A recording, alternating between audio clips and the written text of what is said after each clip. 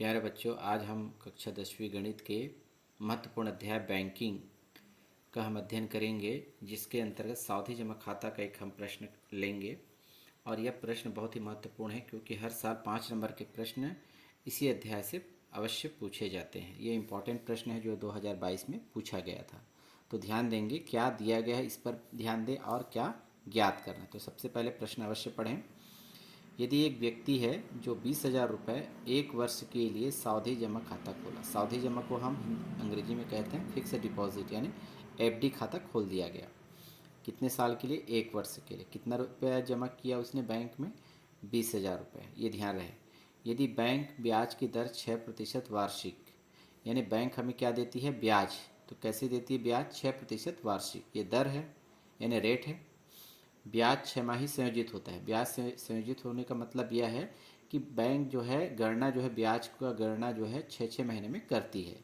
क्योंकि हमें एक वर्ष का निकालना है तो 6 महीने में एक बार, तो फिर अगले 6 महीने में एक बार, तो यानी 12 महीने है। तो 12 महीने में कितने बार होगी गणना? 2 बार होगी। तो हम यह कह सकते हैं एक साल में 2 बार गणना की जाएगी।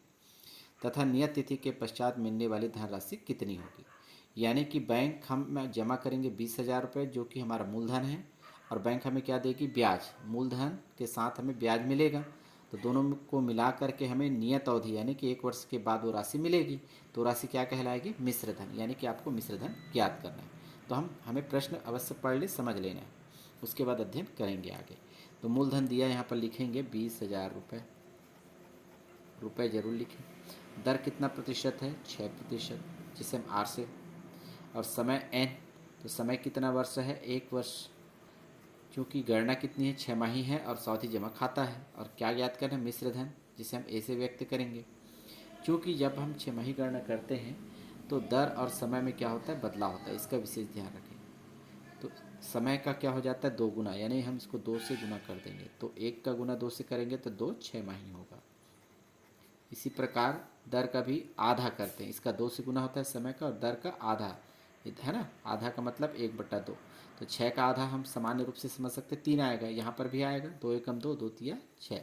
तो 3% यहाँ पर दर रह जाएगी, है ना। बाकी में और कोई बदलाव नहीं होगा। तो इस तरह से हम जानते हैं, कक्षा 9 में पढ़ चुके हैं, मिश्र धन के बराबर फार्मूला A=P1+, है ना, R/100 पूरे का पावर n, जो समय को बताता है।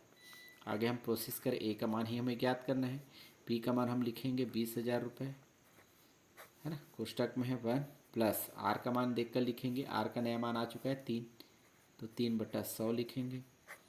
पूरे की घात n है, n की जगह क्या है हमारे पास? n का मान है 2, तो यहाँ पर लिखेंगे घात 2।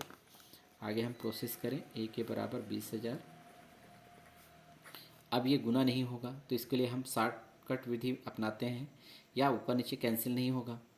तो 100 का गुना हम 1 से करेंगे, है ना। तो 100 एकम 100, और उसमें जोड़ेंगे 3 को। तो 100 में 3 को जोड़ेंगे तो 103 बटा नीचे में कितना है? हर में 100 है तो 100 लिख देंगे। घात 2। घात 2 का मतलब इस वैल्यू को हम 2 बार गुना के रूप में लिखेंगे। तो हम देखते हैं आगे प्रोसेस में। A=20,000।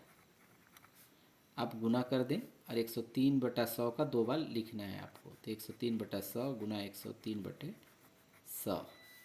अब देखिए ऊपर में कितने शून्य? 4, और यहाँ पे 2 और 2 4 शून्य। तो 2 शून्य 2 शून्य से कट गया, नीचे का 2 ऊपर का 2 शून्य से कट गया। तो क्या बचा हमारे पास? ए के बराबर 2 गुना 103 गुना 103, अर्थात ए के बराबर। अब तीनों वैल्यू को क्या करेंगे? आपस में गुना करेंगे। तो गुना आप कर सकते हैं आसानी से, इसमें कोई दिक्कत नहीं है।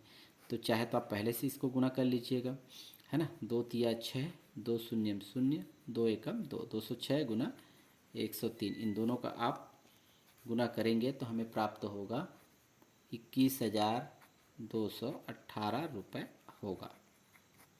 क्योंकि इसकी राशि जो है 20,000 हम जमा किए हैं, तो इससे ज़्यादा ही होनी चाहिए। तो हमें कितना मिल रहा है? 21,218 रुपये। यानी कि 20,000 यदि हम घटा दें तो 1,218 रुपये हमें ब्याज के रूप में मिलेगा। क्योंकि हमें ये नहीं पूछा है, हमें पूछा है मिश्र धन। तो कितनी राशि मिलेगी? तो ये आप उत्तर लिखेंगे। तो उत्तर भी आपको लिखना पड़ेगा, अतः, है ना, उस व्यक्ति को, अतः व्यक्ति को कितने वर्ष बाद? एक वर्ष बाद कितनी राशि? 21,218 रुपये मिलेगी। इस तरह से आंसर जरूर लिखिए। ठीक, धन्यवाद।